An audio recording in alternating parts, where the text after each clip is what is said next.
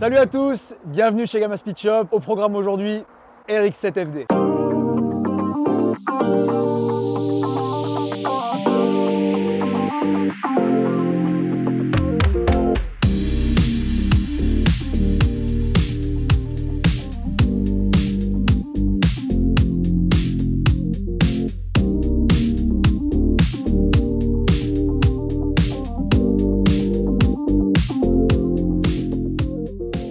Donc une FD de 93 en couleur Montego Blue, personnellement ma préférée. Pourquoi? Parce qu'on a des reflets qui tirent entre le bleu et le vert. Quand il y a du soleil, des reflets dorés. Couleur 100% d'origine Mazda. Même si toutes les FD sont très belles, ça reste ma préférée. Extérieurement, qu'est-ce qu'on peut voir sur cette voiture? Donc à la base, c'est une phase 1, les voitures d'avant 99. Volant à gauche, donc tout de suite un cran au-dessus au niveau de la rareté. Extérieurement, le propriétaire a simplement greffé un pare-choc de phase 2 à l'avant de cette voiture. Il va juste manquer la petite lame à l'avant. Le client la montera une fois qu'il aura récupéré la voiture. La phase 1 a un faciès typé plus Raymanta, typé plus 90s.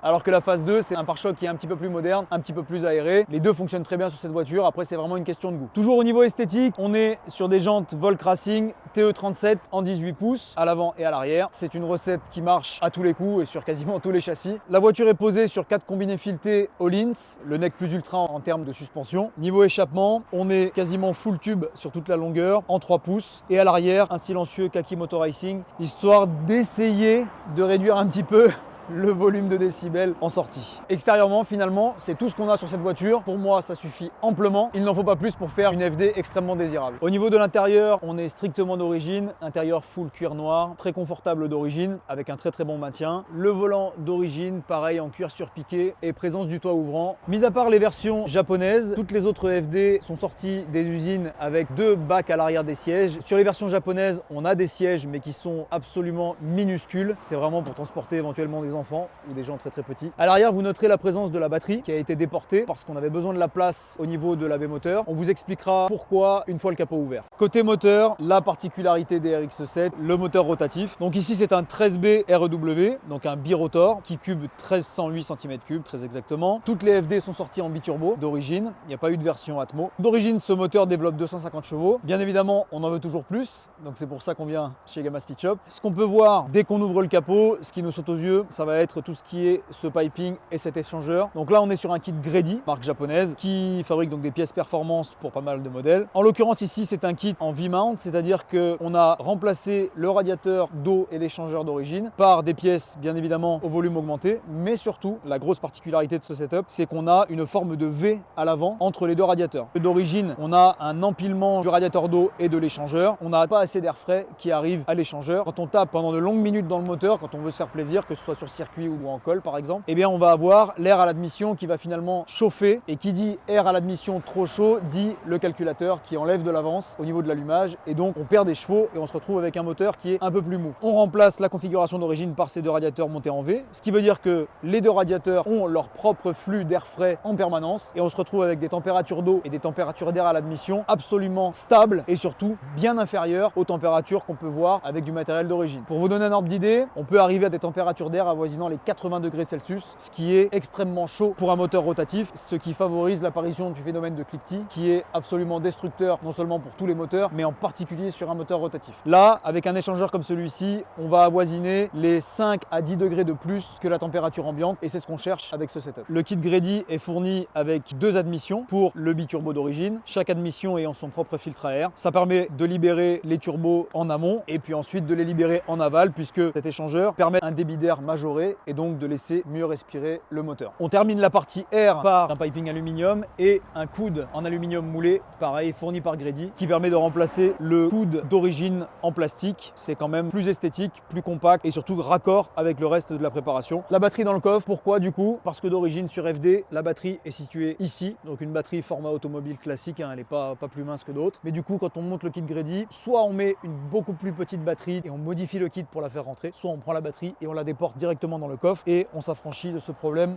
complètement. En plus de ça, dans le kit Grady est fourni un débuleur en aluminium qu'on voit ici. À la base, un débuleur, c'est pas forcément une pièce performance, sauf que sur FD, le 13B est un moteur qui chauffe énormément, donc on a des températures dans la baie moteur qui sont très élevées en permanence. Le débuleur d'origine a tendance à fissurer. Je vous fais pas un dessin, un débuleur qui fissure, c'est un circuit de refroidissement ouvert et vous vous retrouvez à vidanger votre liquide de refroidissement par terre et potentiellement une surchauffe moteur et donc une casse moteur. Donc on remplace la pièce d'origine par celle-ci et on n'a plus ce problème, on est totalement fiable. La voiture est arrivée chez nous pour deux choses. La première, c'est installer un kit d'injection d'eau AEM et la deuxième pour faire une cartographie par-dessus. Le kit d'injection d'eau AEM, ça consiste à avoir un réservoir d'eau, en l'occurrence dans cette voiture située dans le coffre, et une pompe haute pression qui va injecter un brouillard humide dans l'admission même du moteur.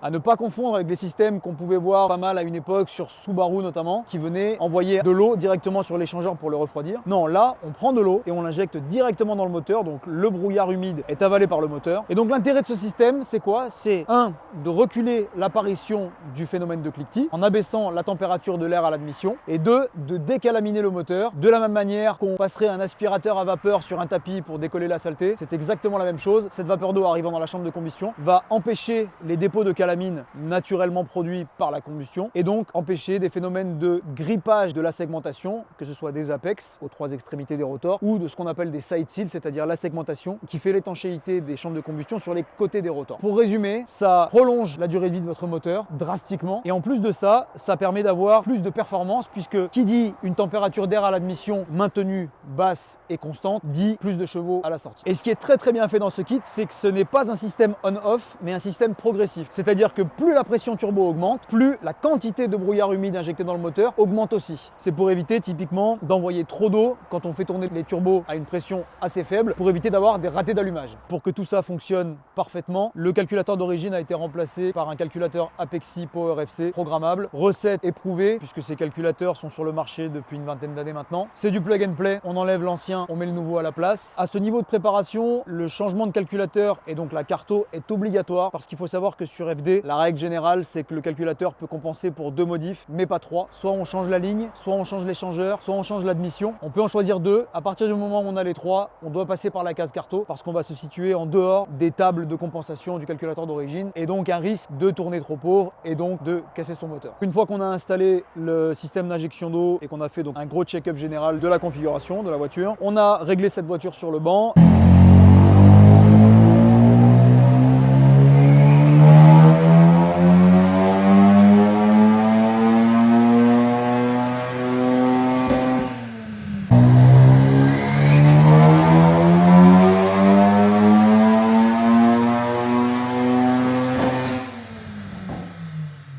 Et on est arrivé à un chiffre de 350 chevaux moteur, ce qui est plus qu'honorable pour une FD en biturbo d'origine. Toujours à 1 bar de pression turbo. Ces turbos-là n'aiment pas bien rester au-delà d'1 bar de pression, ça dure jamais bien longtemps. Ça peut fonctionner ponctuellement, je le recommande pas du tout. À savoir que sur tous les moteurs qu'on prépare, on commence toujours par un test de compression pour s'assurer qu'on va pas en rajouter une louche sur un moteur qui serait potentiellement déjà fatigué. Ce n'était pas le cas de celui-ci, on a fait un test, les compressions sont encore très bonnes, ce qui explique pourquoi on a eu des chiffres quand même assez hauts pour un biturbo d'origine. Avec ce setup là, on est plus souvent entre 330 et 345. Voilà, là on a 350 et quelques. On se situe sur la partie haute du spec pour une configuration en biturbo d'origine. On va maintenant aller essayer ça sur route et on va voir ce que ça donne. Allez, c'est parti. On se retrouve au volant de cette RX7 FD Montego Blue. Premières impressions quand on roule dans cette FD, c'est confort, ce qui n'est pas le cas de toutes les voitures avec des châssis aussi efficaces qu'une FD d'origine. C'est-à-dire qu'on parle de double triangle à l'avant et d'un essieu multibras à l'arrière, ce qui pour les années 90 était quand même assez exceptionnel. Donc déjà de base, un châssis de FD qui plus est très léger comparé aux concurrentes de l'époque type Supra, Skyline. On est plus agile, donc déjà de base on a un châssis qui est extrêmement efficace. Il faut savoir que cette voiture a d'origine une répartition à 50-50 entre l'avant et l'arrière, ce qui aide encore une fois énormément à son équilibre. Et le moteur, donc le 13B, qui est de base un moteur quand même très léger, est un moteur qui est assez bas, qui est placé assez bas dans le châssis, en position centrale avant. C'est-à-dire que la totalité du moteur se situe en arrière de l'axe des roues avant pour une répartition des masses encore optimisée et donc un contrôle des mouvements de caisse qui participe à la réputation d'agilité et de performance de ce modèle. Alors quand on met du Öhlins dessus, on se retrouve avec vraiment quelque chose de très rapide en courbe, très efficace en col et sur circuit. Même si on a l'impression d'être secoué dans tous les sens parce qu'on a une petite route un petit peu bosselée, on reste quand même très confort pour une voiture de cette catégorie. C'est pour ça qu'Allin, c'est une des marques les plus réputées sur le marché parce qu'on a à la fois le confort et les mouvements de caisse maîtrisés quand on décide d'attaquer. Et ça, c'est vraiment un gros plus par rapport à du combiné fileté qui serait, on va dire, plus entrée de gamme, moyenne gamme. C'est vraiment une voiture où on peut, typiquement pour les pistards, aller sur circuit par la route, se faire plaisir toute une journée de circuit et rentrer par la route ensuite dans un confort largement convenable. Niveau moteur, comme je le disais en présentation, on est sur un moteur stock en termes de short block, donc d'interne. Extérieurement, au niveau périphérique, on est sur le biturbo d'origine, ça ne change pas. Ce qui a été changé, c'est admission, échangeur et ligne. C'est principalement les trois composants dont on a besoin pour laisser respirer un biturbo d'origine sur AFD. Pour revenir sur le refroidissement et vous donner un peu plus de précision, le choix technique qu'on fait chez Gamma Speed Shop quand on règle des FD avec des injections d'eau, c'est qu'on ne règle pas les moteurs en fonction de l'injection d'eau. Sur un moteur qui va être limité par le cliquetis, que ce soit un moteur à piston ou un rotor, quand on rajoute de l'injection d'eau, on recule le seuil d'apparition du cliquetis et donc on a le choix de rajouter de l'avance à l'allumage ou de ne pas en rajouter. Si on en rajoute, bien souvent, on gagne des chevaux. C'est à peu près comme ça que ça marche sur la plupart des moteurs. Mais on n'est pas obligé. Ça fait que si par exemple vous vous retrouvez avec un réservoir d'eau qui est vide ou un système qui devait tomber en panne à un moment, et ben vous ne cassez pas votre moteur. Parce que si vous avez réglé l'avance du moteur en tenant compte de cette injection d'eau, le jour où vous avez plus d'eau, cliquetis et vous cassez votre bloc et là il faut tout recommencer. Nous ce qu'on fait, c'est qu'on rajoute cette injection d'eau comme une couche de protection supplémentaire en plus du travail qu'on fait de façon, je dirais, classique sur rotatif. Une FD avec 350 chevaux, c'est déjà extrêmement efficace, ça accélère vraiment fort. On ne prend pas en défaut le châssis à 350 chevaux et c'est ça qui est intéressant, c'est-à-dire qu'on a un très bon équilibre entre châssis et moteur. Le seul bémol éventuellement pour ceux qui le souhaiteraient, c'est que le Power FC ne sait pas gérer le flex fuel. Pour ceux qui voudraient tourner à l'éthanol, on sera obligé de passer sur un calculateur un peu plus moderne avec la présence d'un capteur éthanol, d'un capteur flex fuel pour faire les choses dans les règles. Si on veut tourner au sans-plomb et avec une puissance ne dépassant pas 350 chevaux, cette recette est vraiment pour moi la plus indiquée. Elle est certes ancienne, parce que le kit Grady, ça a 15 ans, le Power FC, ça a bien plus que 15 ans, mais on est sur une recette éprouvée, ça fonctionne, c'est fiable et c'est performant. Bien sûr, derrière, si on veut plus, 400, 500, 600, ça implique de changer absolument tout. Au-delà de 500, il va falloir faire un porting, donc ça veut dire refaire le moteur, l'ouvrir et le refaire. Évidemment, un kit single turbo, il va falloir refaire tout le système de fuel, il va falloir refaire tout l'allumage, il va falloir bosser niveau intercouleur, niveau refroidissement. C'est vraiment le genre de prépa qu'on fait quand on veut vraiment aller chercher les chevaux. Bien évidemment, une FD avec 5 ou 600 chevaux, c'est encore plus marrant, on va pas se mentir. Mais à 350 chevaux, le rapport complexité de la prépa, prix, performance, pour moi, c'est imbattable sur FD.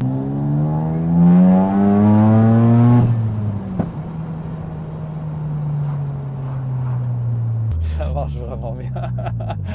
Pour une caisse en biturbo d'origine, ça marche vraiment bien. Ceux qui jurent que par le single, eh ben, croyez-moi, avant de bazarder vos biturbos et avant de vous dire « Ah, j'ai un des deux turbos qui souffle pas, je vais tout balancer à la poubelle », croyez-moi, réparez votre système de pilotage du biturbo, montez-le à 350 et ensuite vous prendrez une décision.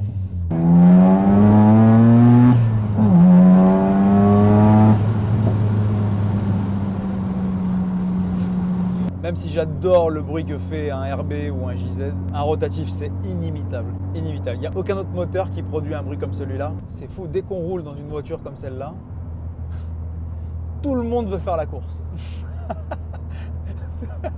Il suffit de tirer juste une deuxième avec le bruit que ça fait, la moindre Seat, le mec il se dit il y a un truc à faire, il y a peut-être une course à faire.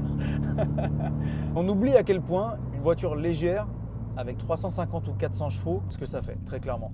Il n'y a pas besoin de 1000 chevaux pour s'amuser, c'est très clair. 350-400 chevaux, ça suffit largement pour exploiter vraiment ce châssis et s'amuser. On va tous sur Insta, on voit des prépas à 1000 chevaux, 2 JZ, etc., etc. Il y a 10 ou 15 ans, 400 chevaux sur une voiture, c'était déjà phénoménal. Et depuis, ça a été la course à l'armement. Et aujourd'hui, s'il n'y a pas 600 ou 700 chevaux dans une voiture, Internet va estimer qu'on a quelque chose qui n'avance pas, alors que c'est absolument pas vrai. Ma propre FD que j'ai gardée 10 ans avant de la revendre, elle était réglée à 330 chevaux avec un setup à peu près similaire à celui-ci et je ne l'ai sortie que pour taper dedans.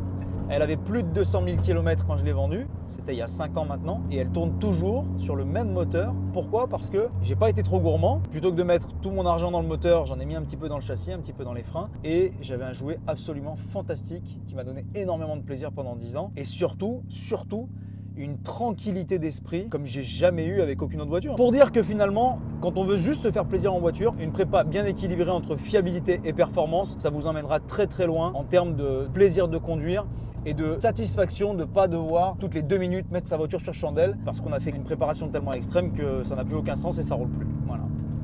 Notre boulot sur cette FD est terminé. On va maintenant pouvoir la rendre à son propriétaire, qui j'espère prendra beaucoup de plaisir à son volant. En tout cas, nous, on a adoré bosser dessus. C'est typiquement le genre de véhicule qui fait qu'on adore notre boulot ici chez Gaba Speed Shop. Si vous aussi, vous voulez vous faire plaisir, booster ou ne serait-ce que libérer votre rotatif, FC, FD, même FB, pourquoi pas bien évidemment. N'hésitez pas à nous contacter pour un devis personnalisé, nous appeler au téléphone. N'oubliez pas de liker, partager, vous abonner. On continue nos vidéos toutes les semaines. On essaie de partager avec vous ce qu'on vit à l'atelier, on essaie de partager avec vous notre passion de ce métier. Merci encore pour votre soutien, merci encore pour tous ceux qui nous envoient des messages de force, ça fait très chaud au cœur et je vous dis à la prochaine. Ciao!